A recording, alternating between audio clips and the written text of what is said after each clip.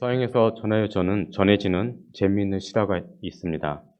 스페인 남단 쪽에 있는 지블로터라는 곳인데, 영국에서 유럽 대륙 진출을 할 때 교두보적으로 쓰는 그런 요새라고 합니다. 스페인은 무려 4년 동안이나 이 지역을 공격했지만 번번이 실패만 하였습니다. 스페인 여왕은 지브롤터 성에 스페인 깃발이 나부길 때까지 전쟁을 멈추지 않겠다라고 억지 고집을 피웠습니다.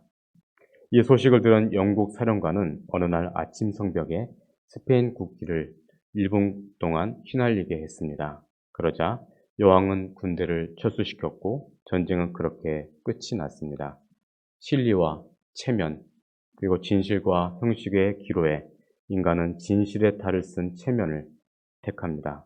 내가 누구인데? 라는 우리 인간의 생각은 하나님과의 바른 관계를 무너뜨리고 있습니다. 어느 마을에 참나무 한 그루가 있었습니다.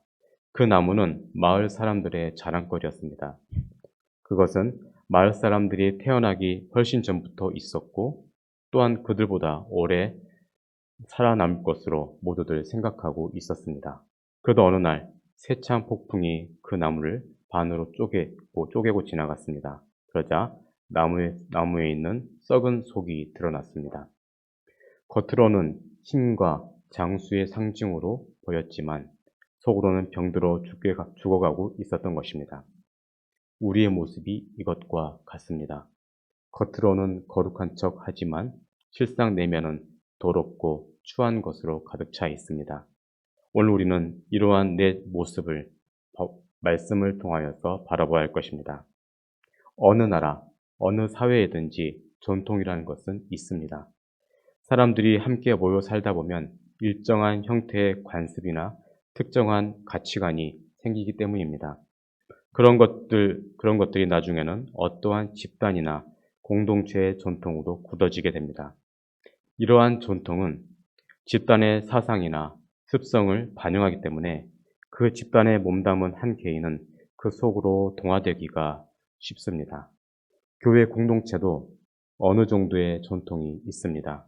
그래서 대부분의 교인들은 자기가 다니는 교회의 교단이나 개교회의 전통을 따라 신앙생활을 하게 되어 있습니다. 자, 오늘 본문의 예수님도 그러한 시대 가운데 사셨습니다. 예수님 당시에도 유대교의 전통이 있었습니다. 오늘 본문은 이 같은 종교적인 전통에 대한 예수님의 평가가 나와 있습니다. 오늘 말씀을 통해 우리가 집중해야 할 것이 무엇인지를 우리가 함께 나누고자 합니다. 말씀을 통하여 위로받으시고 한 주의 삶 속에서 승리하시길 간절히 소망합니다. 오늘 본문을 통하여 몇 가지의 교훈을 받을 수 있습니다. 먼저는 타락하면 변질되게 되어 있다는 것입니다. 중국에서 한 선비가 왕이지라는 명필과의 글씨를 저작거리에서 매우 싼 값에 구입하였습니다. 그러나 사실 그 글씨는 가짜였습니다. 선비는 글씨를 판 사람이 사기꾼이라는 것을 전혀 모르고 속아서 글씨를 산 것입니다. 사기꾼이 그럴싸한 말솜씨로 선비를 속였기 때문입니다. 선비는 그 글씨를 가지고 어느 학자를 만나서 자기가 왕이지가 쓴 글씨라고 그것을 가져왔다라고 자랑을 했습니다. 그랬더니 그 학자는 그게 가짜라는 사실을 알고 가짜라고 그 사람에게 알려주었습니다. 선비는 깜짝 놀라서 저작거리에서 글씨를 판 그 사기꾼을 찾으려 했지만 이미 사라지고 없었습니다. 여기에서 나온 말이 바로 표리부동입니다. 우리가 보통 사람들을 표리부동하다고 할 때에는 그 사람이 겉과 속이 다르다는 것을 표현할 때 사용하는 말입니다. 사람은 누구나 어느 정도의 이중성은 있습니다. 그런데 사람이 너무 지나칠 때가 또 있습니다. 그 중에 하나가 형식의 틀을 너무 중요하게 강조하다가 내용을 갖추지 못했을 때입니다. 우리나라는 유교적인 영향이 많아서인지 이러한 표리부동할 때가 많이 있습니다. 그래서 속으로는 별거 없지만 겉으로 포장하는 경우가 많이 있습니다. 집안은 어떻고 학교는 어떻고 집안에 출세한 분은 누가 있고 등 그 사람에 대한 내용이 아닌 외적인 것을 말하는 경우가 많이 있습니다. 자, 예수님이 계셨던 당시에도 이러한 인물들이 있었습니다. 바로 바리새인과 서기관들입니다. 본래 바리새인들은 분리된 자들이라는 의미를 가지고 있는 사람들입니다. 예수님이 이 땅에 오시기 전에 마카비라는 사람이 잠시 종교개혁을 일으켰던 적이 있었습니다. 그 마카비의 영향을 받은 이 하시딤이라는 한 지파에서 시작된 무리들이 오늘 성경에 나오는 바로 바리새인입니다. 그들은 본래 성전을 정화하고 또 우상과 우상의 제물들을 배척한 거룩한 사람들이었습니다. 그러나 그들에게 권력이 주어지자 그들은 백성을 지배하는 자가 되었습니다. 다음으로 서기관은 회당의 성경 교사들이었습니다. 유대인들은 글을 배우는데 특별히 한 교육관이 필요했습니다. 그래서 생긴 것이 서기관 제도입니다. 그들은 나라에서 매우 높은 관리직을 맡았습니다. 예수님 시대의 서기관은 대부분 바리새인들이었고 그들 중에서 신학교 교수로 불리울 정도로 학식이 있었던 서기관들은 바리새인들의 우두머리가 되었다고 합니다. 오늘 본문에서 예수님이 무리들에게 가르쳤던 그 하나님의 나라에 대한 가르침은 자칭 보수 유대교를 자극하게 되었습니다. 그래서 예수님이 말씀을 가르치실 때마다 바리새인들은 위험을 느꼈고 결국에는 예수님을 죽이기로 마음을 먹었습니다. 그래서 그들은 율법 전문가인 서기관들을 파견해 바리새인들과 함께 예수님을 감시하고 그 가르침에 대해서 알아보기로 했습니다. 그들은 예수님을 직접 공격하지는 않았고 대신에 제자들의 행동을 문제 삼았습니다. 그들은 이전에도 제자들의 행동을 문제 삼은 적이 있었습니다. 예전에는 제자들이 금식하지 않고 안식일에 율법을 범했다고 하면서 걸고 넘어졌습니다. 그러나 이제는 제자들이 식사를 할 때 손을 씻지 않아서 부정한 손으로 떡을 먹은 것에 대해서 문제를 삼았습니다. 제자들이 종교적인 부정함이 있다는 것입니다. 그들이 말하고 있는 그 내용의 구절은 레위기 15장 11절을 근거로서 그렇게 말을 한 것입니다. 그 내용은 다음과 같습니다. 그의 몸 아래에 닿았던 것에 접촉한 자는 다 저녁까지 부정하며 그런 것을 옮기는 자는 그의 옷을 빨고 물로 몸을 씻을 것이며 저녁까지 부정하리라입니다. 자, 이 말씀은 성전에서 사역을 시작하기 전에 율법에서 부정하다고 여겨지는 어떠한 물건이나 아니면 어떠한 사람과 접촉하게 되었을 때 그때의 경우를 말하는 것입니다.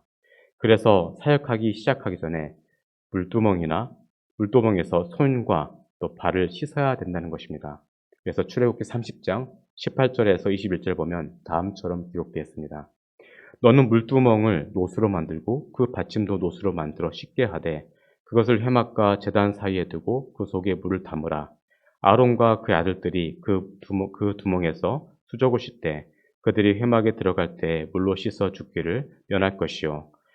제단에 가까이 가서 그 직분을 행하여 여호와 앞에 화제를 사를 때에도 그리할지니라.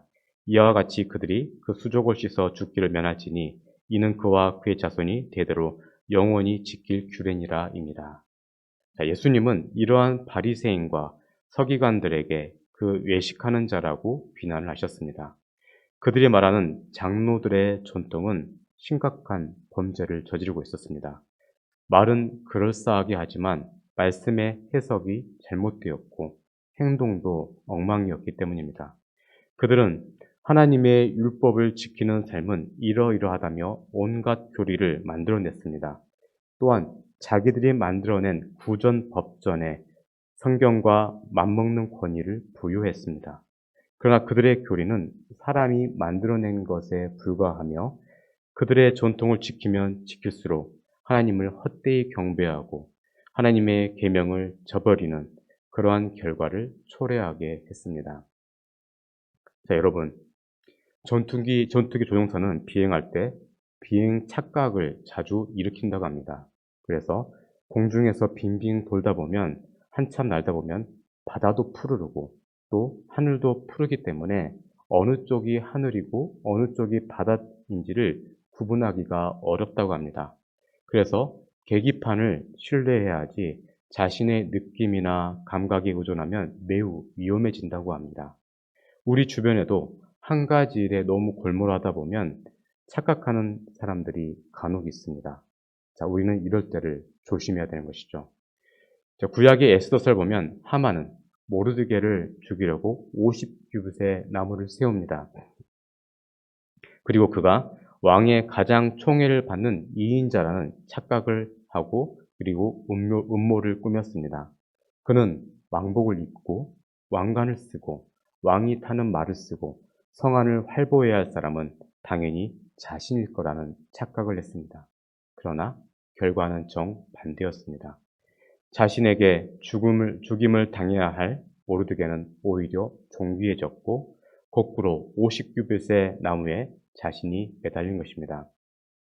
누가복음 12장에 보면 어리석은 부자 비유가 나옵니다. 그는 밭에 소출이 풍성해지자 그 많은 곡식들을 쌓아둘 곳을 걱정하면서 마치 지금 당장 부자가 된 양 편히 쉬고 먹고 마시며 즐기는 상상을 합니다.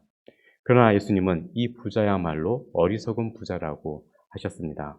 오늘 밤에 그가 죽는다면 재물은 이미 그와는 아무런 상관이 없기 때문입니다.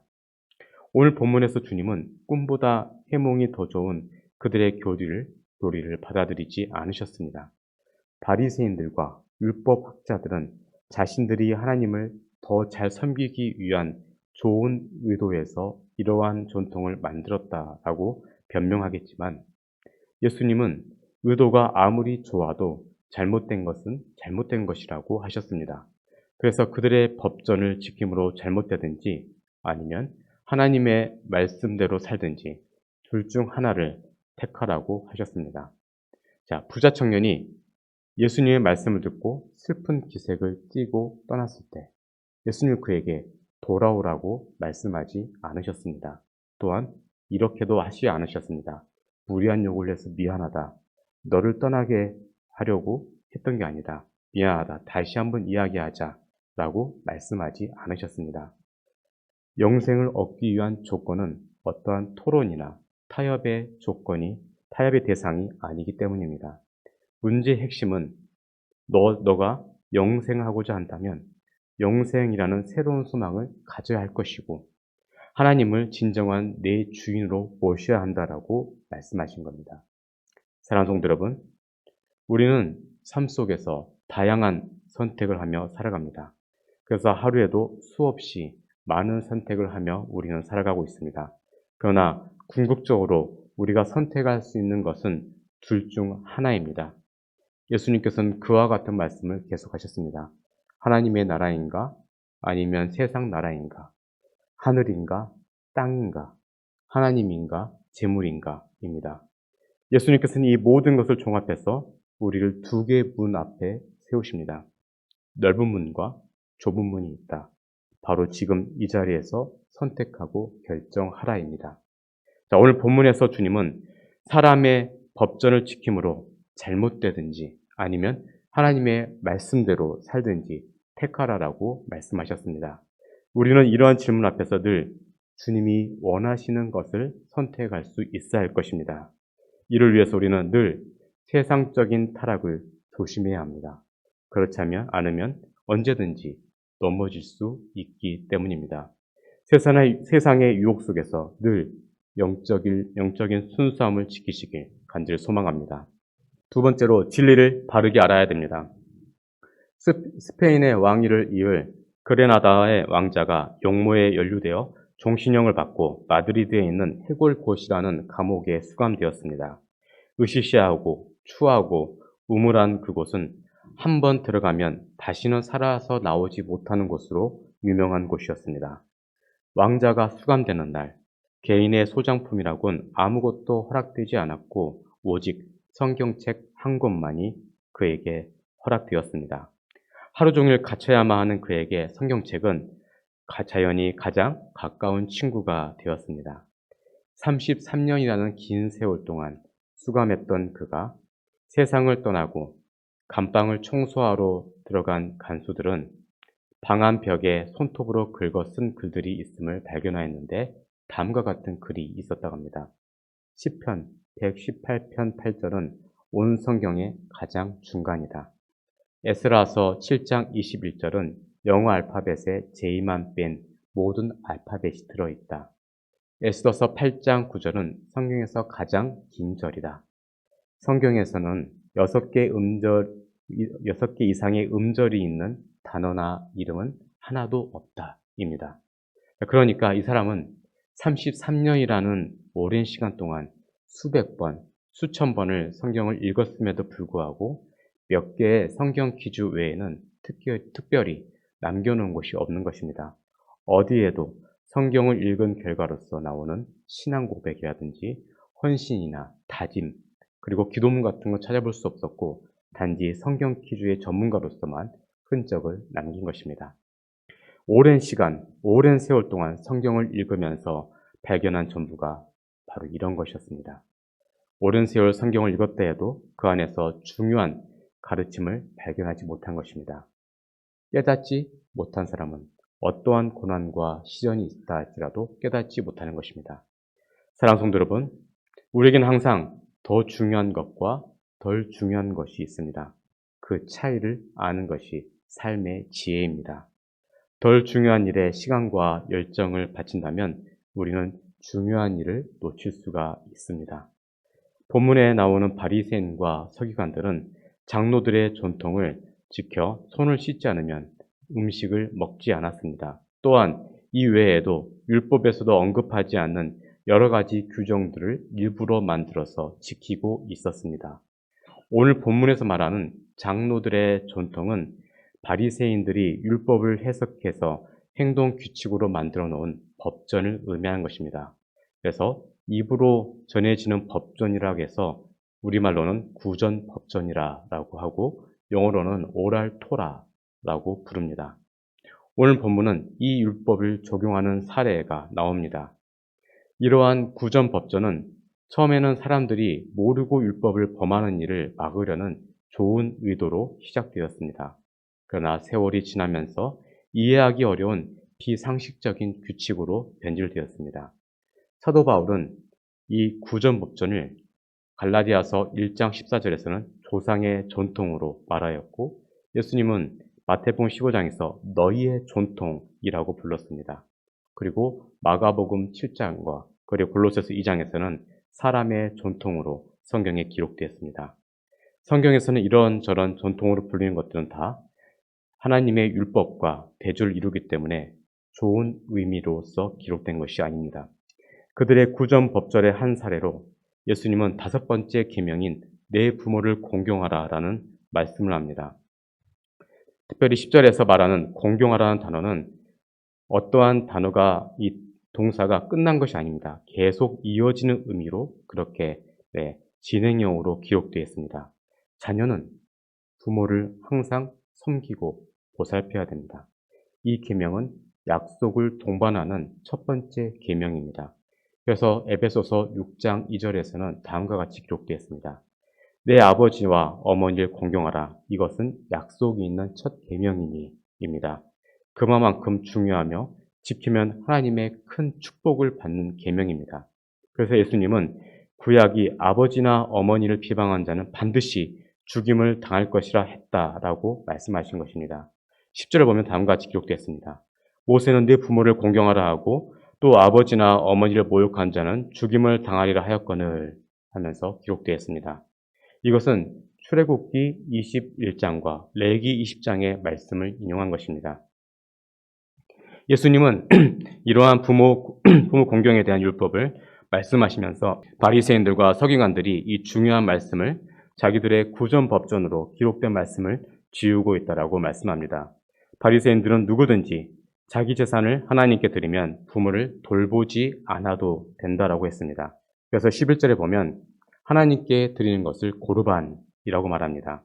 이 고르반은 자기 재산이나 돈을 성전에 헌납하는 제도입니다.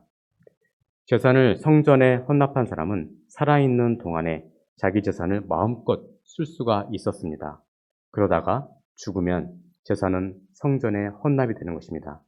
이 법에 따르면 성전에 재산을 헌납한 사람은 자기 재산을 마음껏 누리되 다른 사람과 나누거나 함께 나눌 수가 없습니다. 그래서 이 고르반법에 따라 재산을 성전에 헌납한 사람은 부모를 돌볼 필요가 없다라고 말하는 것입니다. 이는 부모를 공경하라는 계명이 선포된 고대 근동의 정황을 고려하면 이들의 고르반은 참으로 야비한 것입니다. 자, 우리나라에 예전에 고려장이 있었던 것처럼 근동 지역에서도 나이가 들어서 노동력을 상실한 노인들이 집에서 쫓겨나고 길거리로 내몰리는 일이 왕왕 있었다고 합니다. 요즘은 그렇지는 않지만 예전에 우리나라에도 버스 대합실에 노인들이 버려지고 가는 일들이 많이 있었습니다. 그런데 이 분들은 정처가 없었습니다. 그런데 놀랍게도 이분들이 그 자식들에 관하여서는 전혀 말을 하지 않았다고 합니다. 버려지면서도 그 자식을 감싸려는 부모의 마음이 있었던 것입니다. 성경에서는 이러한 부모를 학대하거나 경솔하게 대하면 저주를 내릴 것이라고 경고하고 있습니다. 그래서 출애굽기 11장 5절에서는 다음과 같이 기록되어 있습니다. 자기 아버지나 어머니를 치는 자는 반드시 죽일지니라. 17절에서는 자기 아버지나 어머니를 저주한 자는 반드시 죽일지니라 라고 기록되어 있습니다. 또 레위기 20장 9절에서는 만일 누구든지 자기 아버지나 어머니를 저주한 자는 반드시 죽일지니 그가 자기 아버지나 어머니를 저주하였은즉 그의 피가 자기에게로 돌아가리라 라고 기록되어 있습니다. 또 신명기 27장 16절에서는 그의 부모를 경홀히 여기는 자는 저주를 받을 것이라 할 것이요 모든 백성은 아멘 할지니라 라고 기록되어 있습니다. 오늘 본문에서 바리새인들은 그들의 고르반법을 통하여서 심각한 죄를 저지르고 있었습니다. 그들의 전통으로 하나님의 말씀을 폐하고 있었기 때문입니다. 자, 여기서 폐하다라는 말은 법적인 효력이 없게 한다는 것입니다. 예수님은 바리새인들이 다양한 인간의 전통으로 하나님의 말씀을 무효화시키고 있다며 그들을 비난하십니다.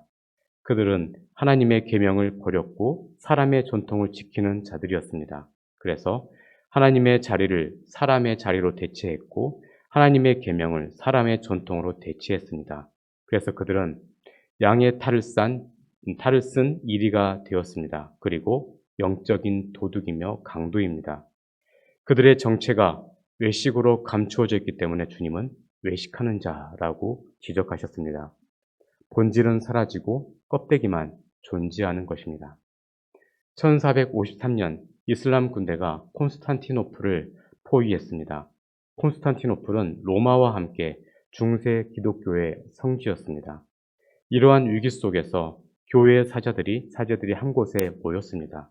그리고는 성모 마리아의 눈의 색깔을 무슨 색으로 할 것인지, 천사를 남성적으로 만들 것인지, 여성적으로 그렇게 상을 만들 것인지, 또 거룩한 물, 성수의 파리가 빠져 죽었는데 성수가 오염된 것인지 아니면 파리가 거룩하게 되었는지 이러한 문제로 그들은 싸웠다고 합니다.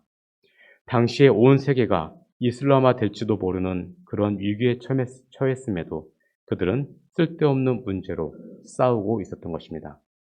바로 오늘 본문에 나오는 바리새인과 사두개인들의 모습과 같은 것입니다. 그들에게는 진리가 관심이 없었던 것입니다. 오직 자기들의 유익만이 그들에겐 중요했을 뿐입니다. 우리도 이러한 모습에 물들지 않으려면 바른 진리로 무장되어 있어야 할 것입니다. 자, 세 번째로 마음의 부정함이 더 심각한 문제입니다. 지금까지 예수님은 제자들의 행동에 문제를 제기하던 바리새인과 서기관들에게 말씀하셨습니다. 이제 그 광경을 지켜보던 무리를 향해 이제는 말씀하십니다. 그들 향해 14절에 내 말을 듣고 깨달으라 라고 말씀합니다. 이 말씀은 바리새인들에게 하신 말씀을 생각해보고 더는 그들의 영향력 아래에 머물지 말고 하나님의 말씀을 제대로 따르는 자신의 예수님의 제자가 되라는 말씀이었던 것입니다. 그리고 무리에게 사람의 입으로 들어가는 것이 자신을 더럽게 하는 것인지 아니면 입에서 나오는 것이 자신을 더럽게 하는 것인지를 생각해 보라라고 말씀하십니다. 지금까지 바리새인들과 장로들은 입으로 들어가는 것이 사람을 부정하게 한다라고 가르쳤습니다. 그래서 예수님의 제자들이 음식을 먹기 전에 손을 씻지 않는 것을 문제 삼았던 것입니다. 그들은 영적인 부정함이나 육체적인 부정함을 더 심각한 문제로 여겼습니다. 그러나 예수님은 사람의 마음에서 입으로 내뱉는 부정함이 더 큰 문제라고 하셨습니다. 죄가 대부분 마음에서 시작되기 때문입니다. 세계적인 정신의학자 엘리자베스 퀴블러 로스의 인생 수업이라는 유명한 책이 있습니다. 이 책에 한 예화가 있는데요. 여러 해 전에 퀴블러스 로스가 시카고대에서 가장 인기 있는 교수로 뽑혔습니다. 이는 교수들에게 매우 영예로운 일로 알려져 있습니다. 이 여인이 그 상을 받는다는 발표가 있는 날, 다른 교수들이 보통 때처럼 아주 친절하게 퀴블러 로스를 대했습니다. 하지만 상에 대해서 언급하는 교수는 단 한 명도 없었습니다. 그때 이 저자는 그들의 미소 뒤 속에서 그들이 말하지 않는 무엇인가를 느꼈다고 합니다. 저녁 때가 되자 아동 심리학자였던 동료 교수가 멋진 꽃다발을 보내왔습니다. 근데 거기에 꽂힌 카드에는 이런 말이 적혀 있었다고 합니다. 질투가 나서 죽을 지경이지만 어쨌든 축하합니다입니다. 그것을 본 순간 퀴블러 로스는 그 카드를 보내온 사람을 믿을 수 있게 되었습니다. 그 진실함, 그 가식 없는 행위, 그 솔직함에 대해서 이 사람은 내가 신뢰할 수 있겠다라는 확신을 갖게 되었고, 덧붙여 퀴블러 로스는 자신의 책에서 이렇게 이야기했습니다. 진정한 자신과 가까워지려면 자신의 어두운 면과 결점에 대해서 솔직해져야 합니다. 사랑하는 성도 여러분, 우리 자신에 대한 진실을 알기 위해서는 우리가 누구인지를 아는 것이 매우 중요합니다. 인류가 처음으로 죄를 지었던 창세기 3장 이후로 사람은 죄악 중에 태어나고 죄인으로 살아가는 악한 존재입니다. 그래서 시편 51편 5절에서는 다음과 같이 기록되어 있습니다. 내가 죄악 중에 출생하였으며 어머니가 죄 중에서 나를 잉태하였나이다입니다. 그래서 사람의 마음이 악한 것은 자연스러운 현상인 것입니다. 예수님은 이 악한 마음에서 나오는 것이야말로 사람을 부정하게 한다고 하십니다. 사람이 하나님께 저지르는 죄가 대부분 마음에서 시작되기 때문입니다. 악한 마음에서 나오는 것은 온갖 악한 생각과 그리고 행실입니다. 마가는 사람의 마음에서 나오는 죄를 13가지로 나열합니다. 악한 생각, 음란, 도둑질, 살인, 간음, 탐욕, 악독, 속임, 음탕, 질투, 비방, 교만, 우매함입니다. 이 중에서 가장 먼저 나온 악한 생각은 나머지 12개를 포함하는 것입니다. 모든 행실이 생각에서 시작되기 때문입니다. 그리고 그 중에서 도둑질과 살인과 간음과 탐욕은 십계명에서 금하는 것들입니다. 그리고 질투로 번역된 이 악한 눈은 예전 성경에서는 흘기는 눈으로 그렇게 번역되어 있었습니다. 다음으로 비방이라는 단어는 하나님에 대해서 망언을 하는 것입니다. 자기가 무슨 말을 하는지도 모르고 함부로 말을 내뱉는 것입니다.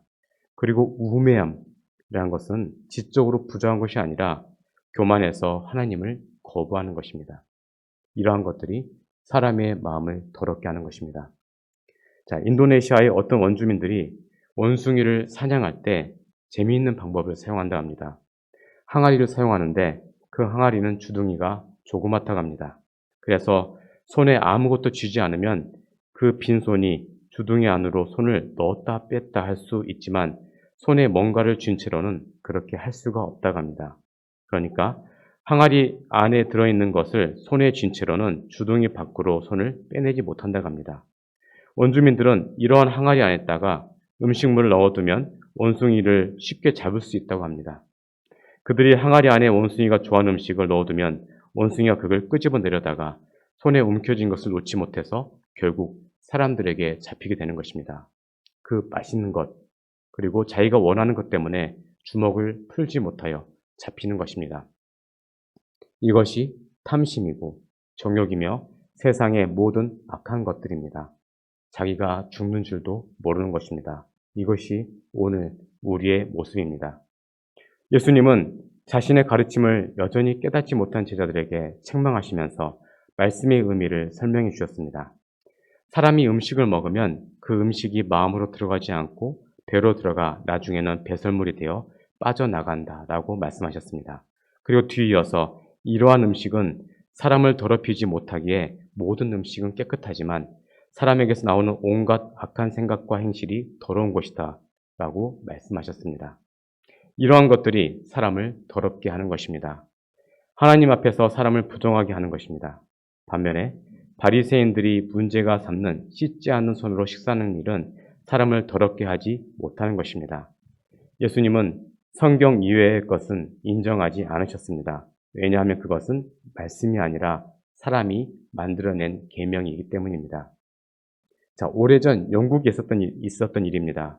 런던에서 빈민 사역을 하던 위대한 설교자 스퍼전 목사님에게 어떤 미국 사업가가 들렀습니다. 그는 예수님을 믿는 사람은 아니었습니다. 그러나 스펄전 목사님을 존경해서 그분이 하는 사역에 막대한 후원금을 지원한다고 약속했습니다. 그래서 스펄전 목사님이 집사님 두 분과 함께 기차를 타고 런던에서 옥스퍼드로 갔다고 합니다. 그때 이 부자가 손님들을 초대하고 자기가 가장 즐기고 좋아하는 시가 담배를 나누어 주었습니다.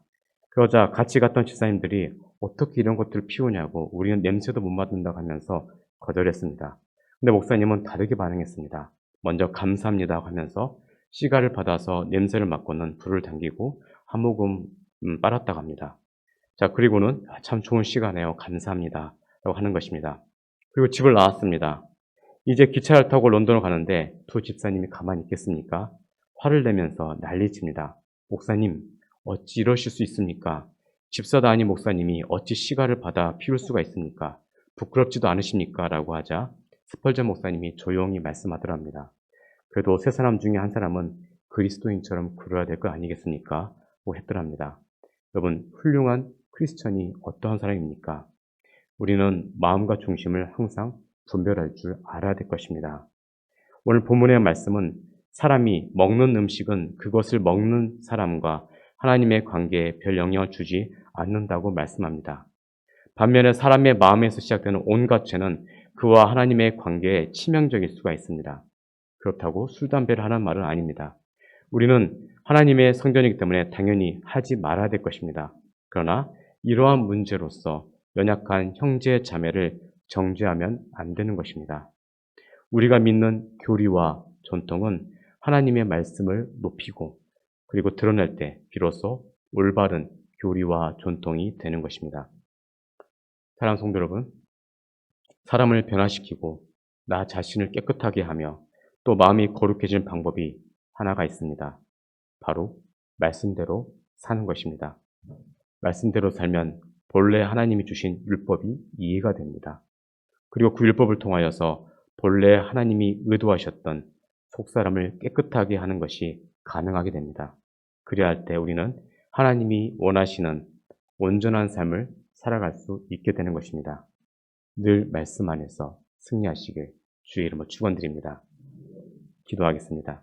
우리의 죄를 위하여 십자가까지 마다하지 않으시고 감당하신 살아계신 나의 하나님, 우리 인생 속에 너무나도 많은 어리석음과 죄악들이 만연해 있습니다.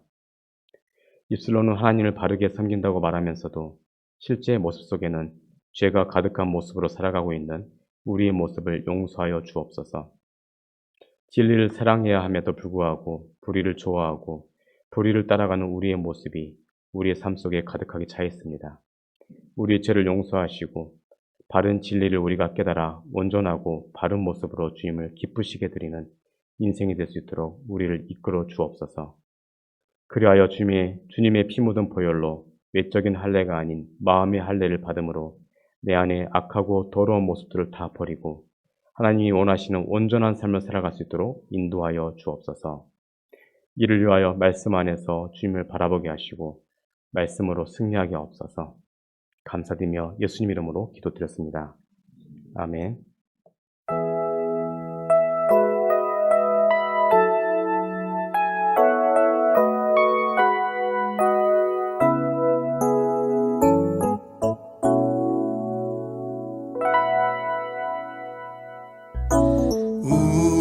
우리에게 양하신 여호와의 인자하심이 크고 크도다 크시도다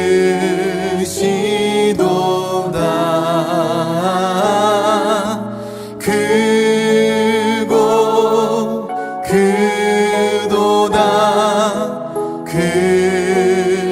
크시도다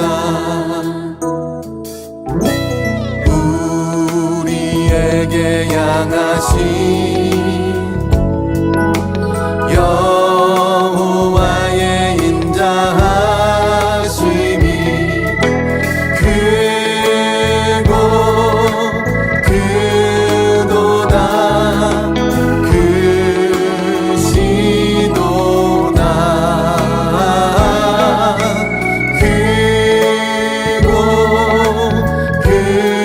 크도다 크시도다 우리에게 향하신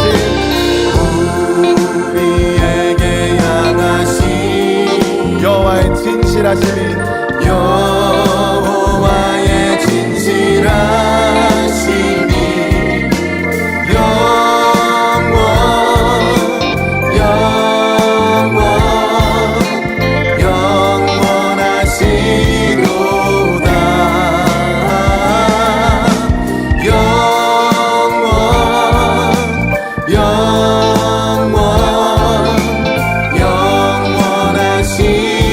크도다 크고 크도다 크시도다